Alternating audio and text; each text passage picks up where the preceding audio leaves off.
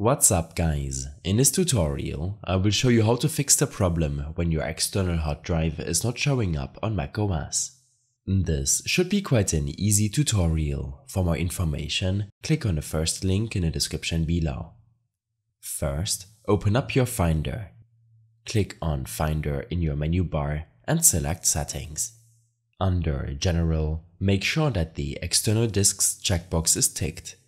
This will allow you to see your connected external drives in the sidebar of your Finder window as well as on your desktop.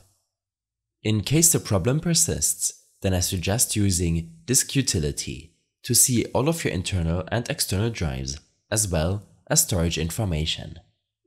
Select your hidden hard drive and then click on Mount. This should allow it to show up on your desktop or Finder window. In some cases, your macOS version or content and privacy restrictions could be the culprit to this issue. Open up your system preferences. Under Screen Time, click on Content and Privacy.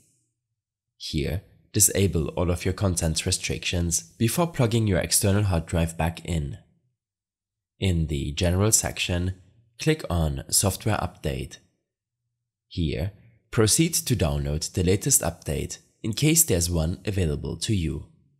You will then be prompted to restart your system in order to install the update. This can, in turn, also help fix the external hard drive problem you are facing. Lastly, you should also make sure that your external hard drive is plugged in correctly. Change the port or cable to troubleshoot this problem. All steps will be further explained in my extensive guide linked in the description below. I hope this helped you out. Leave a comment if you have any questions and see you in the next one.